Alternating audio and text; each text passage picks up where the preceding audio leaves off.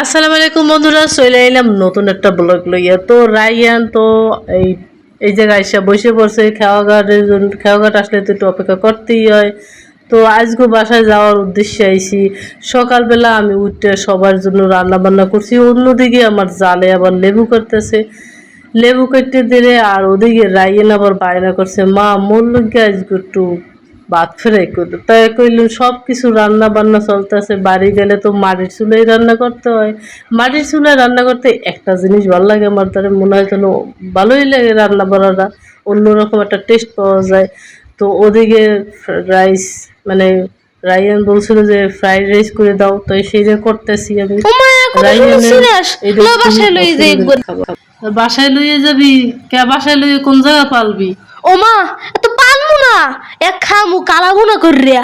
আল্লাহ, মুই তো বুঝছিলাম তুই এই খাবি না পালবি। দেখছনি পোলাটার এত জ্বর আহে, এরপরও এই বৃষ্টিতে গোসল না করে পারাই না। আর কে একটু কথা শুনবেই না।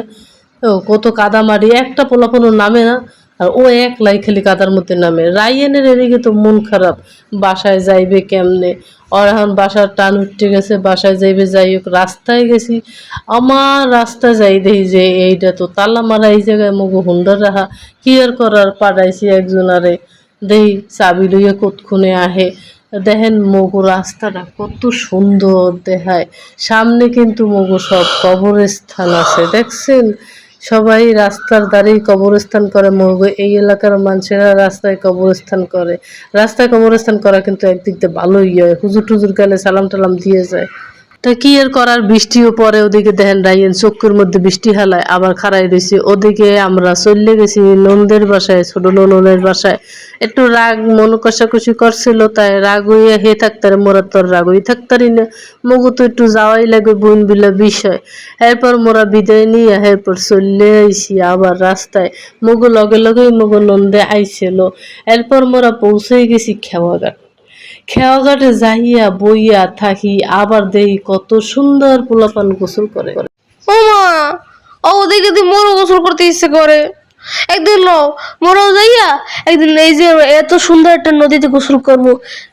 হয় নদীতে গোসল করবো, কত মানুষ চাইতে এর মধ্যে কেমনে গোসল করে। এরপরে মজা আছে, নদীতে গোসল করার একটা আলাদা শান্তি আছে। ঢেউগুলো আইয়া একেবারে মন পরিষ্কার করে দেয়।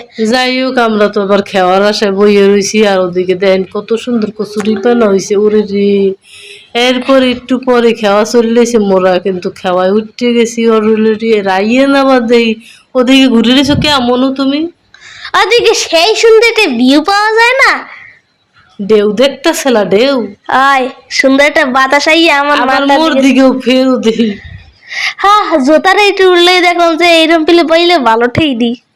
দেখছো কত সুন্দর নদী, অত বড় নদীতে তুমি সাঁতার কাটতে যাইতে পারবা? আমাদের ম্যাক করছে, কেমনে যাবো? ওরে সাঁতার তো কাটা লাগবে না, মোর অলরেডি খেওয়াঘাটে পৌঁছে গেছি, দেখছো? এমা, আর সাঁতার মাতার কাটা রাখবে না, এমন সোজা বাসায় রওনা হও। পৌঁছেই তো গেছি প্রায়। আজকের মতো এই পর্যন্তই, দেখা হবে অন্য কোনো একটি ব্লগ নিয়ে। খুদা হাফেজ।